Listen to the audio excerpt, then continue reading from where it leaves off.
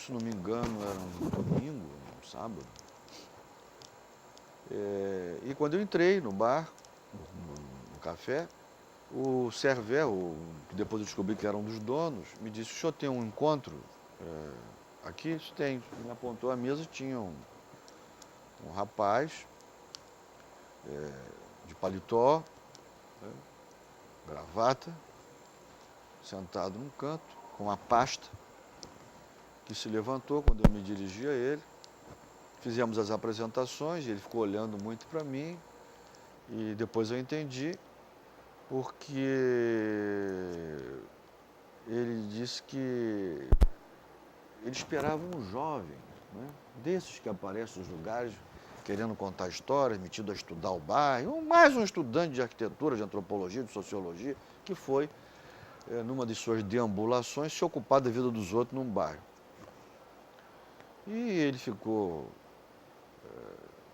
assim, um pouco menos inquieto diante de um senhor, né? O que lhe parecia ao menos ser um senhor, cabelos brancos, sobretudo.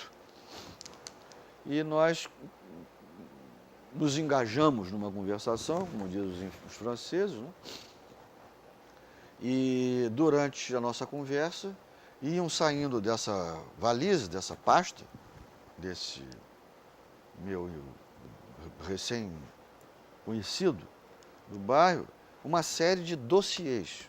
Quer dizer, pastinhas muito bem arrumadas, com recorte de jornais, com documentos, fotografias, onde estava uma pequena, a chamada petite histoire, né? Essa história vernacular, mas também que tinha encontrado expressão, né, pública, nos jornais, nos documentos, do bairro de Belleville e de processos sociais e constrangimentos do ponto de vista urbanístico que esse bairro vinha sofrendo ao longo da última década. Naquele momento, então, nós estamos aí em 2000, né? Segundo semestre de 2000.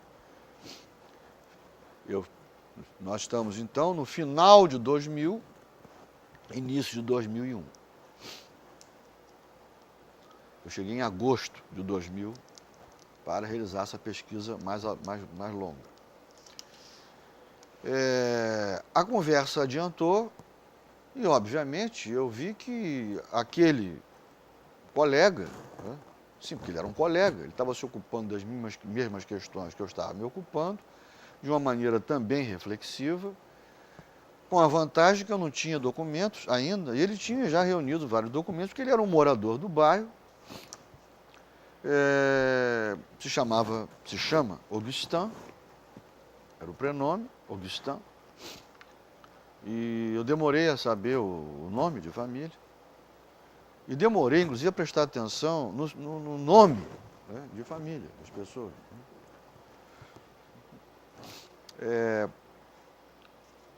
E essa conversa, então, eu reconhecia nele um colega, eu disse, mas... E ele disse: você não quer... Bom, saímos do café, e numa espécie de primeiro parcours commenté, né, de primeiro percurso comentado, de visita guiada, a algo que depois eu vim descobrir que era o entorno de alguma coisa que na narrativa desse meu colega, Augustin, era o epicentro de tudo isso, que era seu próprio apartamento, numa rua ao lado da Rue de Belleville, próximo da Rue Julien Lacroix, evidentemente, que era a Rue Lesage. E nessa Rue Lesage, o prédio onde esse meu amigo morava era o 10 Rue Lesage, um velho prédio todo degradado, num apartamento muito bem cuidado internamente, quer dizer, de alguém que havia investido amorosamente no espaço, né, na organização, com alguns indicadores de distinção, né, nesse sistema dos objetos que nós costumamos arranjar, né, arrumar nas nossas casas, livros, né, escolhidos de literatura, autores, Céline, um conjunto de discos que falavam do gosto desse morador também, né? Uma outra peça, um quadro, enfim. Um lugar muito acolhedor, muito agradável, mas, obviamente, um lugar dentro de um prédio inteiramente, ou quase inteiramente, degradado por razões que eu, então, naquele momento, ainda desconhecia. A conversa continuada, acompanhada de um conjunto de fotografias, né, que estruturavam também parte da narrativa de Augustin, me fizeram propor imediatamente isso, mas por que você não escreve alguma coisa sobre o bairro e sobre isso aqui, a partir desse material, né? O que suscitou imediata resposta. Eu não sou um sociólogo, né? E durante uma boa parte, a partir daí, então, durante um bom tempo do nosso relacionamento,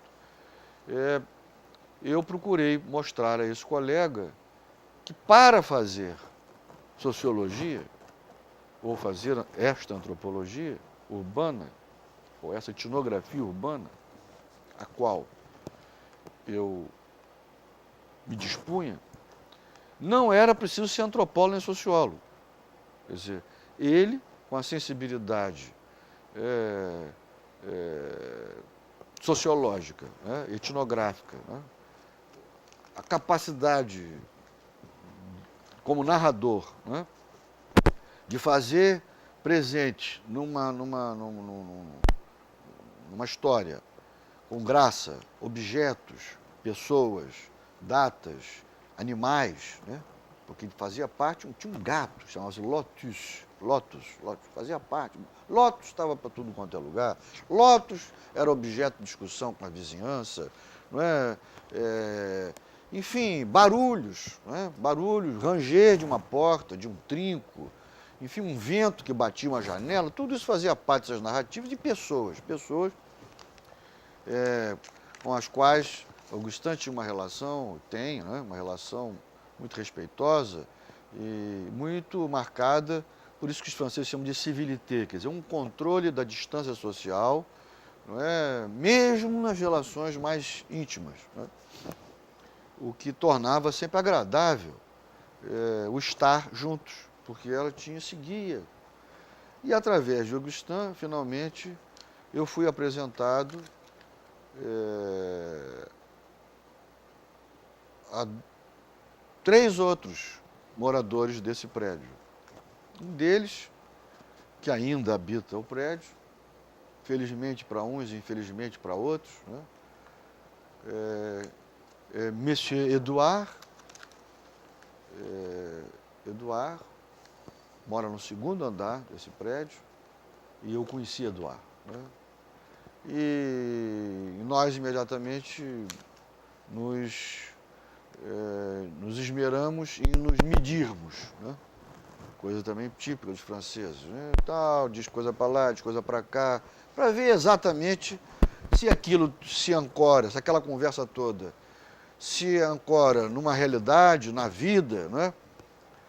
Se tem como a gente diz em português, né?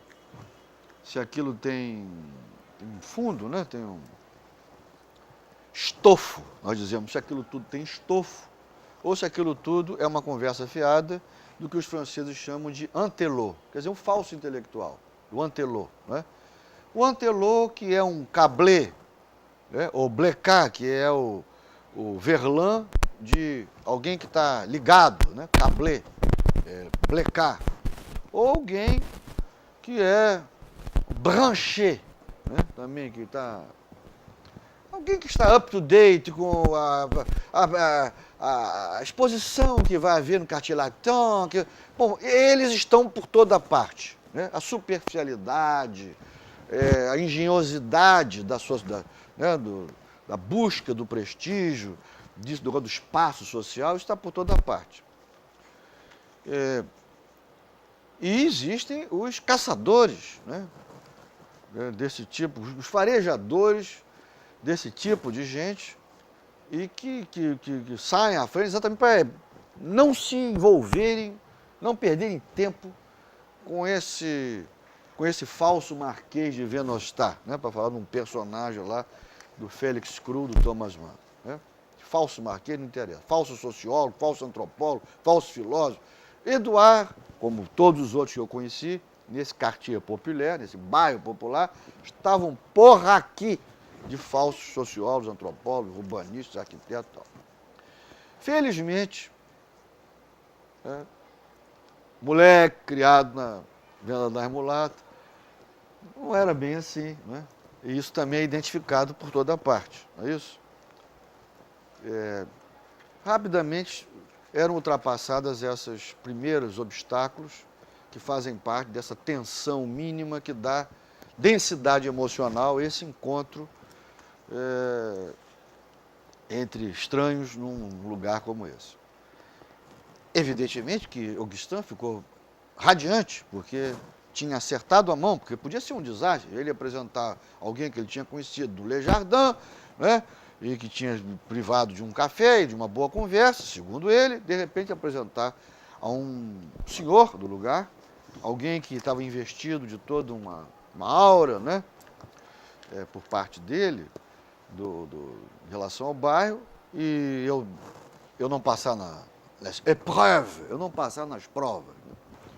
Acho que passei nas provas, somos amigos até hoje, trocamos correspondência, telefonemas, enfim. Edouard. Através de Edouard e de Augustin, eu conheci também no mesmo prédio, não era um morador, mas desenvolvia suas atividades de artesanato no lugar, Henri Achogoyan, que era um artista dos chaussures, né, dos sapatos, das botas. Né? Era um artesão sofisticado, que tinha vários empregados trabalhando com ele, num prédio, na Cour, quer dizer, do 10 Rue Lesage, numa usina, né, em pleno trabalho. E, finalmente, em episódios muito rápidos, conheci a família, dos últimos proprietários do prédio, né? Que era a família do senhor Manjon, é o nome de família, que habitava o rez-de-chaussée, quer dizer, o primeiro andar, né, no chão, o térreo, né, o rez-de-chaussée, o térreo do 10 Rue Lesage. Henri Achogoyan me permitiu apreender alguma coisa que os franceses estão deixando de ter a oportunidade de apreender e de compreender, inclusive os sociólogos, certamente os antropólogos, que era a estrutura compósita da habitação. Né? Há uma tendência de empobrecimento dessa diversidade no âmbito das próprias habitações. Quer dizer, assim como eu estudei o Catumbi, e no Catumbi havia uma interpenetração, né, uma sobreposição no espaço, muito bem regulada entre o armazém São José, ou seja, o negócio, né, a casa comercial e, no primeiro andar, né, a casa de moradia, ou nos fundos, que é uma característica do Catumbi, né, e foi muito mais forte, quer dizer, um bairro de pequenos negociantes, de pequenos proprietários, não era um bairro de classe trabalhadora, que todo mundo trabalhava numa indústria, não, era um bairro de pequenos proprietários, não é? de artesãos também, né?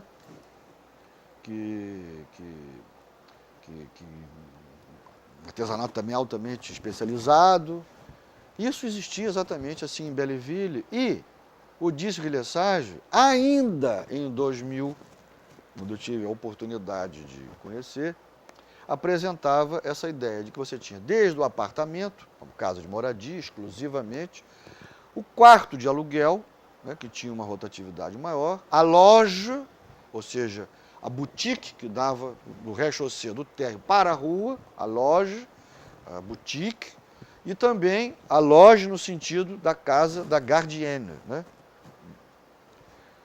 E na cour, quer dizer, na área interna do prédio, você tinha mais edificações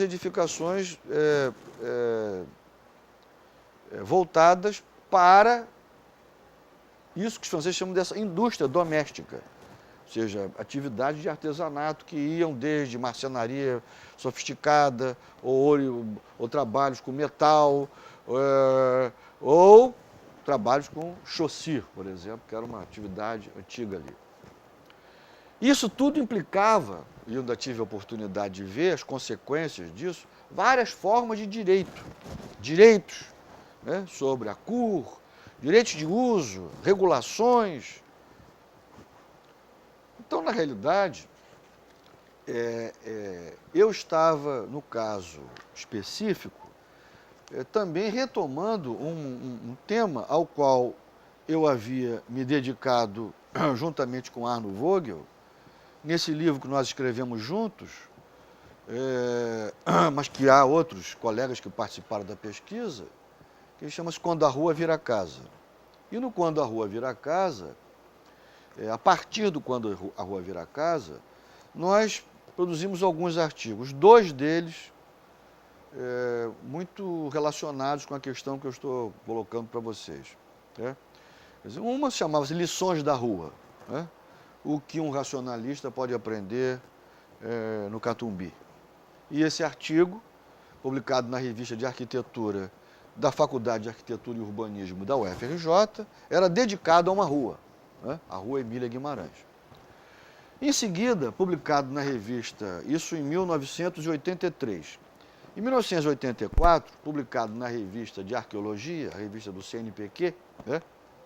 E do Museu Paraense Emílio Guild, publicamos, eu e Arno, esse artigo Sistemas Construídos e Memória Social, uma arqueologia urbana, ou seja, a questão do Catumbi, né, imediatamente aparecia a partir do 10 Rue Lesage, do número 10 da rua Lesage, no Catumbi, sob a espécie, novamente, dessa ideia de uma arqueologia urbana. Né? Porque era possível, através das narrativas de Edouard, Augustin e mesmo de Henri, restituir etnograficamente a densidade do que tinha sido a vida transcorrida nesse prédio, naquela rua, naquele bairro. Ou seja, esse lugar, os seres animados, inanimados, né, que faziam parte dessas, que figuravam nessas narrativas, estavam, como dizia Wilhelm Schaap, empêtrés, né, ele não disse em francês, né, disse em alemão, in verstrickt, in Geschichten verstrickt, quer dizer, entretecido em histórias e por histórias. Então, era possível também adotar, não mais somente Belleville como um ponto de vista para aprender sobre Paris, a França e tal, mas era possível agora encontrar no bairro de Belleville um lugar, um prédio, quer dizer, um ponto de vista a partir do qual eu poderia, então, restituir, não só, e através do próprio prédio, toda a história transcorrida ao longo de um século, a partir mais de um século, a partir desse prédio. Porque a família Manjon foi a família que conseguiu manter por 100 anos a propriedade desse prédio. o 10 Rue Lesage. Os proprietários anteriores mantiveram o prédio por períodos mais curtos. Como eu sei disso? Por aqueles acasos felizes de que nos fala Robert King Merton, né? O padrão de serendipity, né? Ou seja, a casualidade, o dado que é capaz de redefinir o curso de uma pesquisa. E Manjon, num gesto até hoje enigmático, antes um pouco de abandonar definitivamente o prédio, em que sua família havia, durante 100 anos, passado como proprietário, ele simplesmente passa para Augustin, um membro mais novo, mas o mais empenhado na história do prédio, o único que se interessou por aquilo. Manjon pegou nada mais, nada menos do que todos os documentos chamados actes de notaire, atas notariais, quer dizer, os documentos de cartório em que figurava toda a sucessão ao 10 Rue Lesage, desde quando era um simples terreno, até a construção de uma casa, e depois o desenvolvimento dessa casa, e as sucessivas formas que essa casa conheceu de modos de habitar. A chegada do gás, a chegada da água, as chiotes, as latrinas, a separação e finalmente os banheiros dentro do apartamento, enfim, uma história realmente condensada naquele lugar. Mas mais do que isso, também a possibilidade de compreender, na história recente do bairro, as razões que levaram esse bairro a constituir uma associação de moradores chamada Belle Villeuse, que tem suas relações engraçadas na história do bairro, porque o bairro é Belle Ville, Belle Villeuse, mas esse bairro também era um bairro muito marcado pelos movimentos do cooperativismo e do associativismo operário, né? Então, não é à toa que nesse bairro você tinha uma das maiores cooperativas operárias, né, da França, que era La Belle Villoise, né, imensa e tal, tem muita documentação sobre essa. Ou seja, esses moradores constituíram essa associação de habitants, né, de moradores do bairro, no final dos anos 80, início dos anos 90, né, porque esse bairro, ou pelo menos uma área desse bairro, que os franceses chamam de um perímetro, né, ia ser totalmente demolido para, mais uma vez, a prefeitura de Paris e a prefeitura do 20e arrondissement desenvolverem isso que eufemisticamente se chama de renovação urbana, não é isso? E esses moradores, então, se organizaram, constituíram essa Belle Villeuse. Edouard fez parte da Belle Villeuse, Augustin, evidentemente, eram cotistas da Belle Villeuse, compareciam a todas as reuniões. Era possível, então, compreender também o modo pelo qual um determinado grupo de moradores desse bairro experienciou alguma coisa que, na teoria dos rituais de Victor Turner, caracteriza isso que se chama uma comunidade de aflição. Ou seja, o hardcore, né, realmente dos moradores que se encontraram não só economicamente, mas moralmente, afetivamente, emocionalmente afetados pelo processo que vinha na chamada renovação urbana. Eles iam sair dali, né? Ou seja, um aburguesamento do bairro, ou como os franceses gostam também de dizer, imitando os ingleses, da gentrification, né? Não tem gentry nenhuma na França, gentry na Inglaterra, mas eles gostam disso. Esse aburguesamento, né? E a prefeitura de Paris, o que ela tinha feito? Ajudado a acelerar o processo de degradação do bairro. Como é que você faz isso? Você indeniza os moradores de um prédio, tira eles do prédio e empareda o prédio. Então, uma das formas de você degradar um prédio é esse prédio você não ter uso. O uso mantém o prédio. Ele não desgasta o prédio, ele mantém o prédio, ao contrário. Quando você tira os moradores, fecha os moradores, o processo de degradação é maior. Então, a prefeitura de Paris utilizou essa política deliberada exatamente para liberar uma área desse tipo de constrangimento e poder exercitar livremente, sem constrangimentos, ela imaginava, o processo de renovação urbana. Então, essa...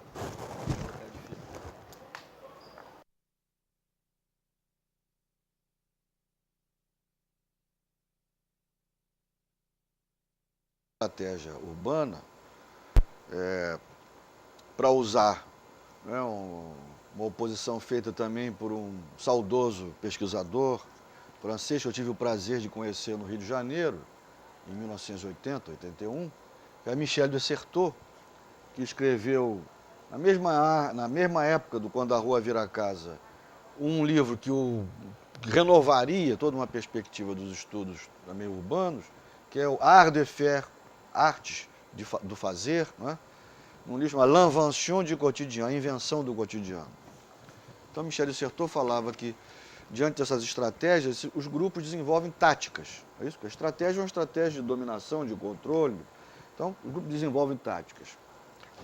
Entre essas táticas, né, que foi a constituição da própria Associação de Moradores, ressalta, do meu ponto de vista também, a consideração do próprio sistema construído como um sistema de memória. Daí o meu argumento sobre uma arqueologia urbana. Tratando o sistema construído como um sistema de memória, ou seja, como um sistema que é capaz de funcionar como um poderoso dispositivo mnemotécnico, nós, portanto, poderemos voltar para o próprio edifício, o 10 Rue Lesage, e tratá-lo como um quadro social da memória, como um quadro social de la mémoire, como diria Maurice Halbwach, o sociólogo e talvez o sociólogo mais durkheimiano dos durkheimianos, mais fiel ao projeto durkheimiano, Maurice Halbwach, que também estudou a especulação imobiliária e os terrenos, a evolução dos preços, inclusive em Paris. Mas, enfim, então, a ideia era, portanto, não só considerar o bairro, o 10 da Rue Lesage, mas tratar isso tudo da perspectiva daquilo que eu melhor, daquilo que eu pude aprender de melhor nesses anos todos da antropologia, que era esse diálogo entre a sociologia francesa, a antropologia social inglesa, os temas caros, tanto de Manchester, quanto da sociologia mossiana, durkheimiana, levi-straussiana, Halbwach, já mencionei, quanto também dos problemas ligados às questões urbanas da sociologia americana, da sociologia de Chicago, do problema dos advocacy planners, dos planejadores, de advogar um planejamento alternativo ao planejamento oficial, que é o que a Belle Villiers vai fazer, diga-se de passagem, constituir um grupo técnico de especialistas capaz de formular um projeto que se oponha racionalmente, economicamente, ao projeto oficial, não simplesmente fazer manifestações, panfletos, mas contrapor a esse projeto um outro projeto, viável econômica, social e politicamente falando. Bom, é isso que eles vão fazer. Então, mas, olhando as coisas do ponto de vista dos seus moradores, e especificamente desses moradores desse pequeno recanto do mundo, Belle-Villois, que é o 10 Rue Lesage, você podia perfeitamente compreender essa ideia do que era a comunidade de aflição para Turner. Quer dizer, esse grupo que funcionava e que se manifestava uma grande densidade emocional diante dos acontecimentos.